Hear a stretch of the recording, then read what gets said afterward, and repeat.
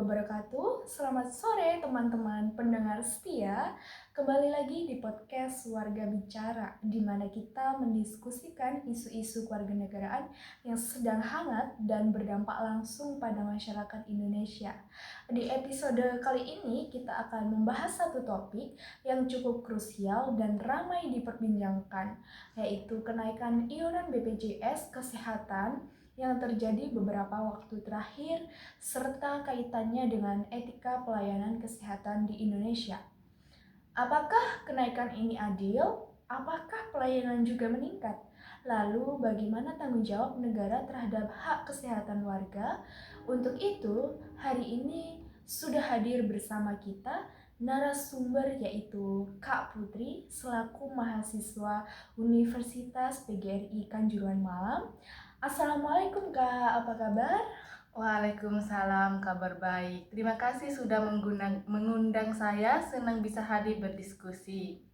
Kak, akhir-akhir ini pemerintah mengumumkan nih kenaikan iuran BPJS Kesehatan. Mengikuti regulasi terbaru ya, masyarakat banyak yang merasa keberatan karena kondisi ekonomi lagi sulit, tapi iuran harus naik. Saya ingin bertanya nih secara umum, apa sebenarnya alasan pemerintah menaikkan iuran BPJS Kesehatan sih? Baik, pertanyaannya.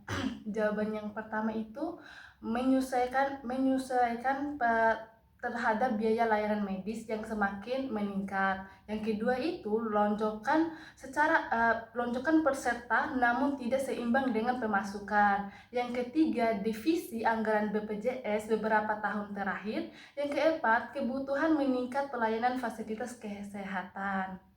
Oke, lalu apakah kenaikan iuran ini menurut Anda wajar atau justru memberatkan masyarakat? Baik, ada yang pertama itu ada posisi positifnya, jaminan keberlanjutan. Tapi secara sosial ekonomi masih jadi beban bagi kebanyakan warga, apalagi pekerja informal dan masyarakat rentan. Kalau bicara soal iuran naik, wajar kalau publik berharap pelayanan juga ikut naik. Tapi realitanya di lapangan kadang masih ada keluhan.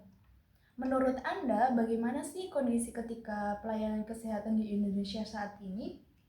Baik, yang menurut saya yang pertama itu masih ada diskriminasi pelayanan antara BPJS dan pasien umum. Yang kedua, antriannya panjang. Yang ketiga, respon pelayanannya lambat. Dan keempat itu komunikasi tenaga medis kurang empati. Yang kelima, standar etika belum diterapkan merata. Oke, banyak warga nih yang merasa kalau pakai BPJS pelayanannya lebih dingin atau dipersulit.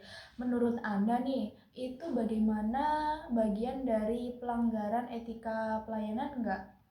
Ya, termaksud pelanggaran kode etika profesi kesehatan. Itu bertentangan dengan prinsip kemanusiaan dan kesetaraan hak. Kalau kita tarik ke konteks PKN nih, kesehatan ini akan sebenarnya hak warga negara. Apakah kenaikan iuran BPJS sesuai dengan prinsip nilai Pancasila dan UUD 1945? Baik, yang pertama itu sesuai pasal 28H Undang-Undang Dasar 1945, yaitu atas hak dan layanan kesehatan. Yang kedua, pasal 34 ayat 3 yang berbunyi negara mengembangkan jaminan nasional. Tetapi pelaksanaan seharusnya berkeadilan, tidak boleh diskriminatif. Oke, dari perspektif kewajiban warga negara, membayar iuran BPJS itu termasuk apa sih? Baik, yang pertama itu bentuk tanggung jawab terhadap sistem jaminan nasional. Yang kedua, partisipasi dalam biaya gotong royong. Oke, kalau boleh kita beri masukan nih, apa solusi untuk menjaga etika pelayanan kesehatan meskipun iuran itu naik dan banyak keluhan dari masyarakat? Ya, yang pertama itu peningkatan standar pelayanan. Yang kedua, memperbaiki antrean sistem digital. Yang ketiga, transparansi anggaran. Yang keempat, pelanggaran profesi tenaga kesehatan. Yang kelima itu pengawasan etika lebih ketat. Jika warga ingin menyampaikan keluhan, harus kemana? Ya, yang pertama itu kantor BPJS, yang kedua rumah sakitnya langsung, yang ketiga Ombudsman RI, yang keempat Dinas Kesehatan, yang kelima kanal pengaduan resmi pemerintah. Oke, dampak kenaikan iuran bagi masyarakat berpendapatan rendah bagaimana sih, Kak? Baik, kenaikan iuran BPJS memang diberikan dampak yang cukup signifikasi bagi masyarakat. Berpendapatan rendah, mereka adalah kelompok yang paling rentan karena pendapatan mereka sering kali tidak stabil karena kebutuhan hidup terus meningkat. Ketika iuran naik, sebagian warga menjadi bingung memilih antara memenuhi kebutuhan harian atau membayar iuran kesehatan. Bahkan, banyak kasus menunjukkan bahwa kelompok ini mulai mengunggah iuran dan akhirnya status kepersehatan mereka menjadi tidak aktif. Begitu ya, Kak. Bagaimana sih respon masyarakat terhadap kenaikan ini? Ya, respon masyarakat sangat beragam, tetapi mayoritas menunjukkan kekhawatiran ada menerima kebijakan ini sebagai konsekuensi agar sistem BPJS tetap berjalan dari tidak divisi. Namun tidak sedikit yang mengeluh karena ekonomi mereka sedang sulit. Terlebih setelah periode pemulihan pasca pandemi, PKH, dan kenaikan harga pokok. Di media sosial, banyak warga menyampaikan bahwa mereka merasa berat karena kenaikan diiringi dengan peningkatan kualitas pelayanan. Keluhan seperti antrian panjang, proses administrasi yang rumit, dan pelaku diskriminasi masih sering terjadi. Jadi bisa dikatakan masyarakat masih menunda untuk menerima kebijakan ini secara penuh. Apakah sosialisasi kenaikan iuran sudah cukup ya, Kak? Kalau kita melihat secara objektif, sosialisasi kenaikan iuran BPJS masih kurang merata. Informasi lebih banyak disebarkan melalui media berita, media sosial, dan platform digital. Namun, masyarakat pedesaan, para pekerja informal seperti kelompok lansia seringkali tidak mendapatkan penjelasan yang memadai. Selain itu juga, banyak warga bingung tentang alasan kenaikan serta perubahan manfaat layanan. Idealnya, pemerintah dan BPJS melakukan sosialisasi melalui posyandu, puskesmas, kelurahan, dan komunitas warga, bukan hanya mengandalkan media digital. Apakah waktu kenaikan ini tepat? Menurut banyak pengamat, timing kenaikan ini dinilai kurang tepat. Ekonomi masyarakat belum sepenuhnya pulih, daya beli sedang menurun, dan beberapa sektor pekerja masih mengalami ketidakstabilan. Di saat kondisi seperti ini menambah beban pengeluaran rumah tangga, membuat sebagian warga semakin sulit untuk memenuhi kebutuhan pokoknya. Tentu BPJS membutuhkan penyesuaian anggaran, tetapi kebijakan sensitif seperti ini sebaiknya mempertimbangkan kondisi ekonomi nasional agar tidak menambah beban masyarakat. Nah, jadi gini Kak, adakah alternatif selain menaikkan iuran nggak biar tidak ada keluh kesah nih dari simpang siur masyarakat? Baik, ada beberapa alternatif yang sebenarnya bisa ditempuh sebelum kenaikan iuran. Misalnya yang pertama itu meningkatkan efisien anggaran agar biaya operasional BPJS itu lebih hemat. Yang kedua, mengurangi potensi fraud atau kecurangan layanan seperti markup biaya di rumah sakit. Yang ketiga itu optimalisasi subsidi pemerintah untuk kelas-kelas tertentu, khususnya masyarakat rentan. Yang keempat, peningkatan pengawasan dan evaluasi fasilitas kesehatan agar pembiayaan tidak mengangkat tanpa alasan jelas. Yang kelima, digitalisasi penuh. Untuk memotong biaya administrasi yang tidak perlu, jika solusi ini dilakukan maksimal, maka kenaikan iuran bisa ditunda atau tidak setinggi yang diterapkan sekarang. Begitu, Kak.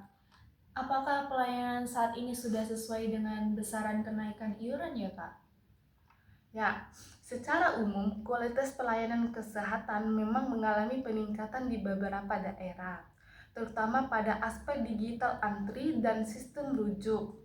Tetapi jika dilihat secara nasional, peningkatannya belum merata. Masih banyak daerah yang mengalami antrian panjang, jumlah dokter yang minim, obat yang sering kosong, waktu tunggu yang lama, pelakuan berbeda antara pasien BPJS dan pasien umum. Karena itu masyarakat sering merasa kenaikan iuran belum sepenuhnya mencerminkan kualitas pelayanan kesehatan yang lebih baik. Baik nih Kak, bagaimana sih tenaga kesehatan seharusnya bersikap itu? Baik, tenaga kesehatan seharusnya bekerja dengan mengutamakan kode etika profesi, yaitu menghargai setiap pasien tanpa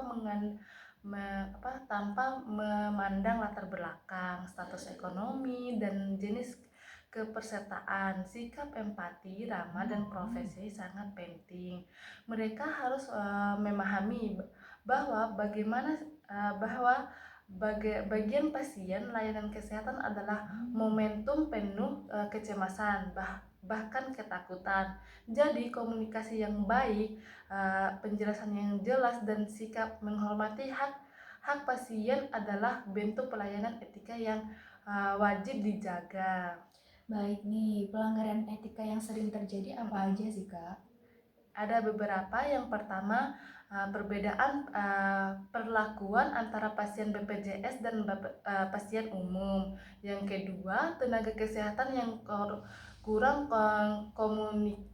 komunikatif atau tidak sabar. Yang ketiga, proses administrasi yang sengaja diperlambat. Yang keempat, minim edukasi kepada pasien terkait kondisi kesehatan mereka. Yang kelima, pengguna bahasa tidak relevan manusiawi. Nah, apakah tenaga kesehatan sudah mendapat pelatihan etika secara berkala?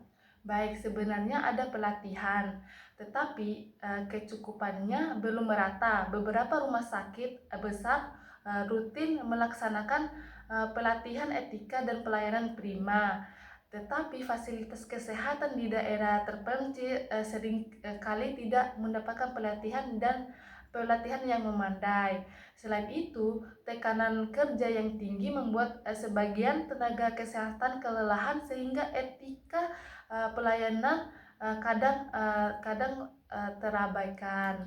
Apa sih indikator pelayanan kesehatan yang beretika itu yang bagaimana dan gimana?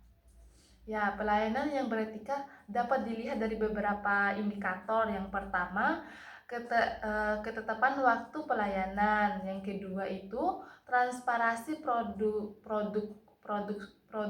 dan biaya. Yang ketiga, tenaga kesehatan memberikan penjelasan secara jelas. Yang keempat, tidak ada diskriminasi terhadap peserta BPJS. Yang kelima, pasien merata dihargai dan didengarkan. Yang keenam, keluhan pasien ditangani dengan serius. Begitu, Kak. Oke. Bagaimana sih fasilitas kesehatan menjaga kualitas etika itu? Baik, fasilitas kesehatan harus memiliki SOP yang jelas, standar pelayanan yang prima, dan sistem edukasi berkala untuk memantau perilaku tenaga medis, pengawasan dari pemerintah, audit internal, dan pelatihan secara rutin rutin sangat penting agar etika pelayanan tetap dijaga. Ada kotak saran survei kepuasan sehingga sistem pengaduan online juga membantu mengontrol pelayanan uh, pasien gitu. Nah, bagaimana agar pelayanan itu tidak membeda-bedakan pasien BPJS dan umum? Nah, biasanya sih yang BPJS kan pasti di belakangin kan, Kak. Nah, Ya. itu gimana cara mengatasinya? Ya, kuncinya adalah menanamkan nilai kemanusiaan dalam setiap tenaga kesehatan. Selain itu, diperlukan pengawasan ketat, pelatihan etika, dan sanksi yang tegas untuk pelanggaran. Pemerintah juga harus memastikan bahwa tenaga kesehatan memiliki beban kerja yang wajar supaya mereka tidak kelelahan dan tetap bisa memberikan pelayanan yang adil. Itu bagaimana hubungan kenaikan BPJS dengan sila kelima yaitu keadilan sosial yang terutama kesehatan ini pasti marak ke masyarakat. Ya, sila kelima menekankan bahwa seluruh masyarakat harus mendapatkan akses layanan kesehatan yang adil. Jadi, kenaikan iuran hanya akan menyesuaikan dengan sila tersebut. Jika benar-benar memberikan pelayanan yang lebih baik dan merata, bukan justru membebani masyarakat miskin. Baik, apakah kebijakan ini mencerminkan asas gotong royong? Iya, karena sistem BPJS adalah jaminan sosial nasional berbasis gotong royong. Peserta yang sehat membantu membiayai peserta yang sakit. Namun, gotong royong yang adil harus memperhatikan kemampuan masyarakat, terutama kelompok rentan. Apa hak warga negara terkait pelayanan kesehatan ini, Kak? Warga negara memiliki hak untuk mendapatkan layanan kesehatan yang layak, manusiawi, aman, dan setara. Nah, negara wajib menyediakan sistem kesehatan yang dapat diakses oleh semua lapisan masyarakat. Apa kewajiban warga negara terkait iuran BPJS? Kewajiban warga negara adalah membayar iuran secara rutin agar sistem jaminan kesehatan tidak bisa berjalan. Selain itu, warga juga harus mengikuti aturan BPJS agar pelayanan berjalan tertib dan efisiensi. Wah, ini semakin mendalam untuk membahas BPJS-nya ya, Kak. Betul Dan sekali, Kak. lanjut ini, apakah perlu partisipasi publik dalam kebijakan kesehatan itu? Sangat perlu. Kritik, masukan, dan kontrol sosial masyarakat penting untuk memastikan kebijakan tidak merugikan warga. Dengan partisipasi publik, kebijakan kesehatan bisa lebih transparan, adil, dan tetap tepat sasarannya. Oke, baik. Tantangan terbesar dalam pelayanan BPJS itu apa saja, Kak, kalau boleh tahu? Ya, tantangannya adalah tingginya jumlah peserta, fasilitas kesehatan terbatas, distribusi tenaga medis tidak merata, serta sistem informasi kesehatan yang belum sepenuhnya terintegrasi. Semua itu membutuhkan pelayanan tidak selalu konsisten di setiap daerah. Kenapa sih masih banyak keluhan dari masyarakat mengenai iuran BPJS itu sendiri? Karena ekspektasi masyarakat tinggi sementara realita pelayanan masih jauh dari ideal. Keluhan seperti antrian, kurang empati, hingga kesulitan administrasi masih sering terjadi. Itu sebabnya masyarakat merasa iuran naik tapi pelayanannya belum sebanding gitu Oh ya, iya ya, Kak. Kak. Yang nyebabin antrean panjang itu juga apa? Kalau boleh tahu juga. Ya, faktor utamanya adalah jumlah tenaga medis yang kurang, administrasi yang rumit, sistem antrian manual yang belum optimal, dan lonjakan pasien terutama di fasilitas yang menjadi rujukan. Dan ini sistem masalah digitalnya apa? Ya, sering terjadi error, aplikasi tidak stabil, antrian online tidak sinkron dengan antrian lokasi, dan minim edukasi menggunakan bagi lansia atau warga pedesaan. Nah, untuk solusi jangka pendeknya apa? Optimalisasi aplikasi antri, mempercepat layanan loket, memperbaiki komunitas tenaga kesehatan, serta edukasi SOP di rumah sakit dan puskesmas. Ini bisa meningkatkan pengalaman pasien dalam waktu cepat. Kalau solusi jangka panjangnya? Digitalisasi penuh sistem kesehatan nasional, meningkatkan jumlah tenaga kesehatan, distribusi dokter ke daerah, biaya berkelanjutan, dan pengembangan layanan berbasis teknologi yang lebih efisiensi. Oke, untuk peran mahasiswa untuk saat ini apa ya, Kak? Ya, mahasiswa dapat menjadi agen edukasi, memberikan sosialisasi BPJS kepada masyarakat, melakukan penelitian, serta menjadi bagian dari kontrol sosial melalui kritik dan edukasi kebijakan gitu, Kak. Pesan untuk pemerintah saat ini apa? Ya, pemerintah harus memastikan kebijakan kesehatan berpihak pada rakyat, terutama rakyat kecil, transparansi anggaran, pengawasan ketat, pemerataan layanan, dan pelatihan etika tenaga kesehatan harus diperkuatkan, begitu, Kak. Oke, mengapa kasus ini bisa terjadi di Indonesia pada periode 2022 hingga 2025? Ya, kasus seperti ini terjadi karena ada kombinasi lemahnya pengawasan, kurangnya penegakan hukum, serta rendahnya kesadaran warga terhadap nilai-nilai Pancasila. Selain itu, perkembangan teknologi yang cepat tidak diimbangi dengan literasi digital yang baik, sehingga masyarakat mudah berpengaruh tanpa memeriksa kebenaran informasinya. Begitu, Kak. Bagaimana peran warga negara dalam mencegah kasus serupa terulang ini? Ya, peran warga negara sangat penting, mulai dari mematuhi aturan, bijak dalam menggunakan media sosial, ikut melaporkan pelanggaran, hingga terlibat aktif dalam komunitas dan yang mempromosikan nilai-nilai positif. Partisipasi sekecil apapun bisa membantu mencegah masalah yang lebih besar. Nah, dari itu apa bentuk pelanggaran nilai Pancasila yang paling terlihat dalam kasus tersebut? Pelanggaran yang paling terlihat biasanya itu ada pada sila kedua dan sila kelima. Banyak kasus mencerminkan kurangnya sikap keadilan, tidak menghormati hak orang lain, dan mengabaikan nilai-nilai kemanusiaan. Ketika kepentingan pribadi lebih diutamakan, otomatis nilai Pancasila terabaikan, begitu, Kak. Jika kasus ini tidak segera diselesaikan nih, apa dampak jangka panjangnya ya? Dampaknya bisa serius, kepercayaan masyarakat terhadap pemerintah menurun, konflik sosial meningkat, dan kualitas kehidupan publik merosot. Dalam jangka panjang, budaya melanggar aturan akan semakin dianggap normal, dan ini sangat berbahaya bagi stabilisasi negara. Oke, bagaimana pemerintah seharusnya merespon kasus seperti ini biar tidak terjadi perulangan? Baik,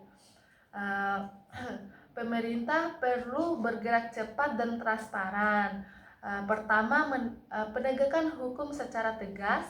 Kedua, memperbaiki sistem pengawasan. Ketiga, melakukan edukasi publik. Masyarakat akan percaya jika melihat tindakan nyata, bukan sekedar pertanyaan. Apa contoh tindakan sederhana yang bisa dilakukan siswa maupun mahasiswa? Baik, sangat sederhana, mulai dari tidak menyebarkan hoaks, ikut kegiatan sosial, menjaga sikap toleransi di lingkungan sekolah atau kampus, dan berani menyuarakan keberanian bila ada ketidakadilan. Sikap kecil seperti itu memiliki efek dominan yang besar. Bagaimana media sosial berpengaruh terhadap penyebaran kasus seperti ini yang biasanya mudah diakses oleh kalangan masyarakat? Pastinya semua kasus kan tahu ya Kak. Nah itu gimana? Media sosial mempercepat penyebaran informasi, baik yang benar maupun yang salah. Jika tidak dikontrol, informasi keliru bisa memperburuk situasi. Namun, di sisi lain, media sosial juga bisa menjadi alat kontrol publik yang kuat bila digunakan dengan bijak. Gitu, Kak. Oke. Apakah penegakan hukum saat ini sudah cukup kuat? Sejujurnya masih belum maksimal ya Kak. Penegakan hukum sudah ada, tetapi konsistennya masih lemah. Ada kasus yang ditangani cepat, tetapi ada juga yang lambat. Pemerintah harus memperbaiki aspek keadilan dan kesetaraan dalam proses hukum. Bagaimana pentingnya pendidikan kewarganegaraan dalam mencegah masalah ini? Ya, pendidikan kewarganegaraan sangat penting karena pembentukan karakter warga negara di dalamnya ada nilai moral, etika, dan tanggung jawab. Jika pendidikan kewarganegaraan berjalan dengan baik, masyarakat menjadi lebih kritis dan lebih peka terhadap masalah sosial. Jadi apa pesan Anda untuk para pendengar agar lebih peduli pada isu kewarganegaraan? Pesan saya cukup sederhana. Jadi warga negara yang aktif bukan hanya menonton, mulai dari diri sendiri, jaga sikap, hargain orang lain, patuhi aturan, dan jangan mudah terprovokasi. Perubahan besar selalu dimulai dengan langkah kecil. Lanjut nih Kak, apa itu BPJS Kesehatan dan bagaimana sistem kerjanya? Ya, baik. BPJS Kesehatan adalah lembaga yang menjalankan program jaminan kesehatan nasional. Sistem ini bekerja dengan prinsip gotong royong, artinya iuran yang dibayarkan peserta setiap bulan dikumpulkan menjadi satu dana besar yang kemudian digunakan untuk membiayai pelayanan kesehatan seluruh peserta. Jadi orang yang sehat membantu biaya orang yang sakit. Pemerintah juga memberikan subsidi untuk masyarakat miskin. Peserta bisa berobat ke fasilitas kesehatan berjenjang mulai dari puskesmas sampai rumah sakit besar dengan rujukan. Sistem ini pada dasarnya sangat mudah, hanya saja dalam praktiknya sering muncul hambatan terutama dari segi pelayanan dan biaya hingga menjadi isu publik. Mengapa nih kenaikan iuran BPJS menjadi isu yang sangat besar yang sedang huru-hara di masyarakat? Ya, karena BPJS kebutuhan dasar. Semua orang kaya atau miskin wajib menjadi peserta. Ketika iuran naik, beban finansial masyarakat otomatis bertambah. Banyak keluarga Indonesia yang mendapatkan pas-pasan, apalagi pas pandemi. Selain itu, masyarakat merasa bahwa pelayanan kesehatan belum merata, ada antrian panjang, fasilitas kurang lengkap, obat kosong, dan prosedur rujukan berlibat. Ketika pelayanan belum optimal tetapi iuran dinaikkan, muncul rasa ketidakadilan. Inilah yang membuat isu ini sangat sensitif dan cepat berkembang menjadi polemik politik gitu. Bagaimana kronologi rencana kenaikan iuran 2022 hingga 2025?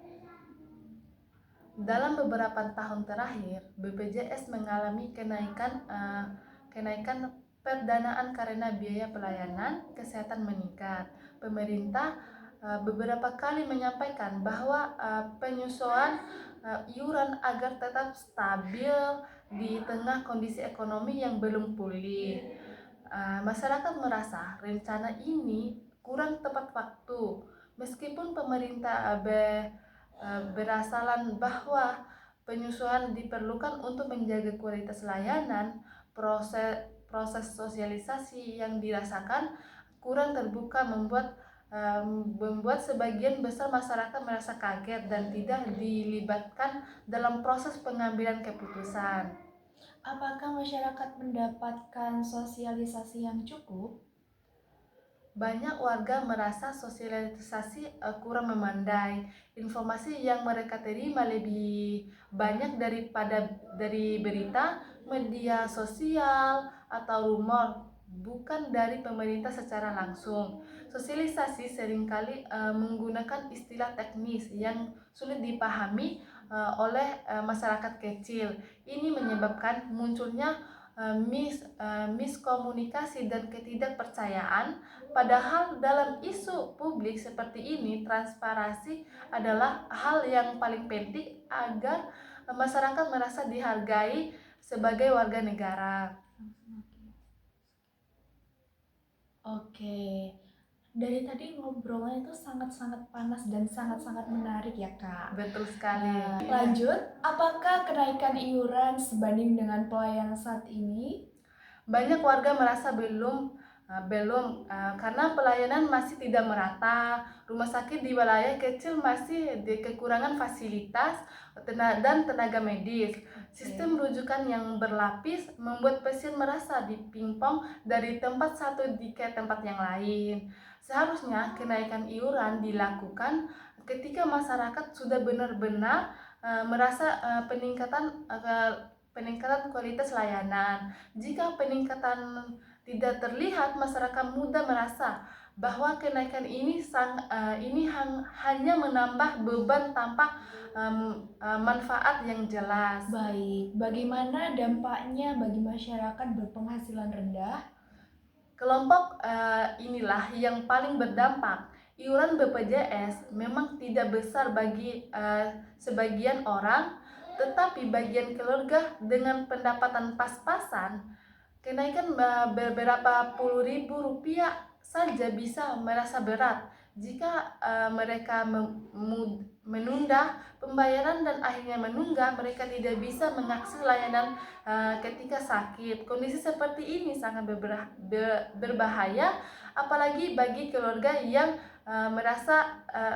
memiliki keluarga yang memiliki lansia atau balita. Jadi dampak sosialnya cukup besar.